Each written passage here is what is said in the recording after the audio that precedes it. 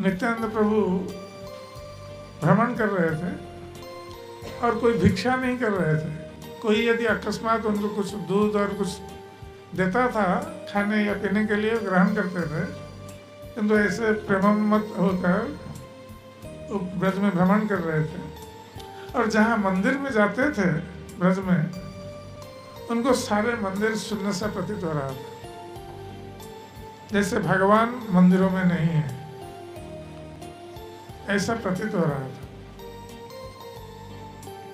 तो नित्यानंद प्रभु सोच रहे थे अपने मन ही मन कि कृष्ण कहाँ गए, वृंदावन त्याग करके कृष्ण कहाँ पर गए, क्योंकि मैं सब सारे मंदिर शून्य देखता हूँ, कृष्ण को नहीं देख रहा। तो उस समय आकाशवाणी हुई कि अब तो कृष्ण नवद्वीप में आविर्भूत हो चुके हैं और आप अब नवद्वीप में जाइए, वहीं भगवान कृष्ण श्री चैतन्य महाप्रभु के रूप में प्राप्त होंगे। तब श्री नित्यानंद प्रभु वृंदावन त्याग करके नवद्वीप की ओर चल पड़े और जाकर नंदन आचार्य के घर पर रुके। उस समय श्री चैतन्य महाप्रभु अपने पार्षदों के साथ श्रीवास पंडित के घर पर संकीर्तन विलास कर रहे थे। तो श्री चैतन्य महाप्रभु ने अपना संकीर्तन को श्रीवास पंडित के घर में ही सीमित रखा था। वो बाहर जाकर संकीर्तन तभी तक प्रारंभ नहीं किए थे। तो जिस दिन नित्यानंद प्रभु जाकर नवद्वीप में नंदन आचार्य के घर पर पहुंचे और वहीं रुके रात में, तो उसी दिन रात में चैतन्य महाप्रभु ने एक स्वप्न देखा। उस स्वप्न में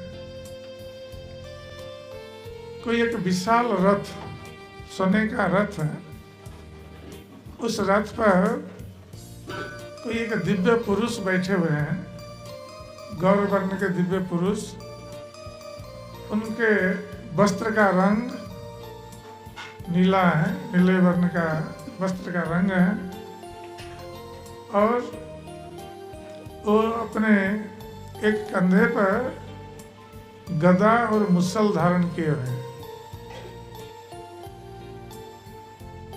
और दूसरे हाथ में कमंडल धारण किए हुए। तो वो रथ पर आए और चैतन्य महाप्रभु के घर के सामने वो रथ रुका। ये स्वप्न में देख रहा है और ये पूछ रहे हैं स्वप्न में कि क्या ये निमाई पंडित का घर है। चैतन्य महाप्रभु ये स्वप्न में देख रहे हैं और भक्तों के सामने बोल रहे हैं कि हमने इस प्रकार स्वप्न देखा कल रात। तो वो कह रहे हैं कि क्या निमाई पंडित का घर है।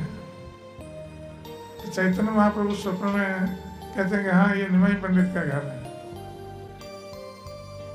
तो चैतन्य महाप्रभु स्वप्न में पूछते हैं उस व्यक्ति को कि आप कौन हैं।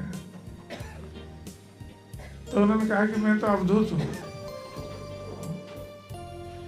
और कल निमाई पंडित तुमसे भेंट होगी। ये कहकर चले गए, स्वप्न भंग हो गया। तो दूसरे दिन सुबह श्री चैतन्य महाप्रभु श्रीवास पंडित के घर पर आकर जहाँ संकीर्तन करते थे, तो सारे भक्तों को बुलाया और उनसे कहा कि मैंने कल रात को ऐसा एक स्वप्न देखा, कोई महान दिव्य पुरुष रथ पर आए और इस प्रकार मुझे पूछा कि क्या ये निमाई पंडित का घर है, और ये बोलकर गए कि आज उनसे भेंट होगी।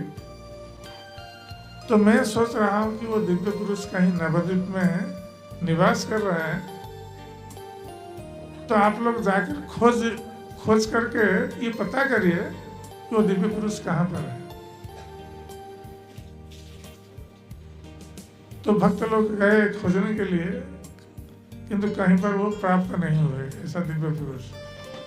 आकर चैतन्य महाप्रभु से कहा कि हमें तो ऐसा कोई दिव्य पुरुष मिला नहीं। चैतन्य महाप्रभु कहा कि ठीक है, हम अब जा रहे हैं खोजने के लिए, आप लोग हमारे साथ आइए। चैतन्य महाप्रभु स्वयं कृष्ण हैं, वो जानते हैं कौन आया है, तो सीधे गए नंदन आचार्य के घर पर। चैतन्य महाप्रभु जानते थे, तो सीधे गए नंदन आचार्य के घर पर। और जब गए तो उन्होंने देखा कि जिस व्यक्ति को स्वप्न में देखा था, जो रथ पर आए थे, वही व्यक्ति जैसे बैठे हुए हैं नंदन आचार्य के घर पर और ध्यान मुद्रा में बैठे हुए हैं। तो श्री चैतन्य महाप्रभु ने उनको देखा और उनकी ओर बहुत देर तक देखते रहे। तो नित्यानंद प्रभु का ध्यान भंग हुआ और जब उन्होंने देखा चैतन्य महाप्रभु को, तो चैतन्य महाप्रभु नित्यानंद प्रभु को देख रहे हैं और नित्यानंद प्रभु चैतन्य महाप्रभु को देख रहे हैं। कोई किसी को कुछ नहीं बोल रहा है, केवल देख रहे हैं दोनों को। इस प्रकार कुछ समय व्यतीत हो गया। तो जब नित्यानंद प्रभु कुछ नहीं बोल रहे हैं, केवल चैतन्य महाप्रभु को देख रहे हैं, तो चैतन्य महाप्रभु ने श्रीवास पंडित से कहा भागवत का एक श्लोक बोलने के लिए, जिसमें भगवान कृष्ण के रूप का वर्णन है। वराह पीड़ा नटवर बपु कर्णयो कर्णिकार बिभ्रत वास कनक कपिश वैजयंती चमाव रंध्रान वेणु अधर सुधया पूरयान गोप वृंदय।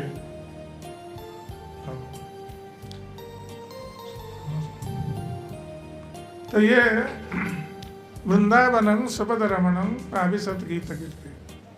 तो इस श्लोक वृंदावन में भगवान कृष्ण के प्रवेश का वर्णन है। भगवान कृष्ण वृंदावन में प्रवेश कर रहे हैं और किस वेशभूषा धारण करके प्रवेश कर रहे हैं। ये बहुत सुंदर श्लोक है जिसमें भगवान कृष्ण का रूप वर्णन है। और इसी श्लोक को सुनकर ही सुखदेव गोस्वामी कृष्ण के प्रति आकृष्ट हुए थे। तो जब श्रीवास पंडित ने इस श्लोक को बहुत मधुर कंठ से गाया, तो नित्यानंद प्रभु इस श्लोक को सुनकर, भगवान कृष्ण के रूप वर्णन को सुनकर, वो इतने प्रेम से विभोर हो गए कि वो धरती पर लौटने लगे। प्रेम विभोर होकर उनके नेत्रों से अश्रु की धाराएं, प्रेमाश्रु की धाराएं प्रवाहित हो रही है। शरीर में रोमांच उत्पन्न हो रहा है और अपने को संभाल नहीं पा रहे, नीचे लौट रहे। तो इस दृश्य को देखकर चैतन्य महाप्रभु भी आकर नित्यानंद प्रभु को आलिंगन किया, उनके प्रेम भाव को देखकर। और दोनों, श्री चैतन्य महाप्रभु और नित्यानंद प्रभु दोनों परस्पर को आलिंगन करते हुए दोनों लौट रहे हैं भूमि पर। जय श्री गौर नित्यानंद की जय। तो इस प्रकार दोनों रो रहे हैं और भूमि में लौट रहे हैं, कृष्ण प्रेम में विभोर होकर। तो इस प्रकार कुछ देर तक दोनों लौटते रहे और चैतन्य महाप्रभु थोड़ा स्थिर हुए और नित्यानंद प्रभु उनकी ओर देखने लगे। तो इस प्रकार चैतन्य महाप्रभु ने नित्यानंद प्रभु से कहा कि आप इतने दिन तक कहाँ पर थे? तो नित्यानंद प्रभु ने चैतन्य महाप्रभु से कहा कि मैं तो आपकी खोज कर रहा था वृंदावन में, और मैं जहाँ जाता था हर मंदिर मुझे शून्य सा दिख रहा था। अंत में जब ये सूचना मिली कि कृष्ण अब नवद्वीप में लीला कर रहे हैं, संकीर्तन लीला, तो हम इसलिए यहाँ पर आए आपसे मिलने के लिए। तो सारे भक्त लोग आनंद में गौर नित्यानंद को प्राप्त होकर सब हरि ध्वनि करने लगे, हरि बोल, हरि बोल, हरि बोल। तो इस प्रकार गौर नित्यानंद का मिलन हुआ नंदन आचार्य के घर पर। और अब नित्यानंद प्रभु चैतन्य महाप्रभु के संकीर्तन आंदोलन जो श्रीवास पंडित के घर से प्रारंभ हुआ था, नित्यानंद प्रभु ने योगदान किया।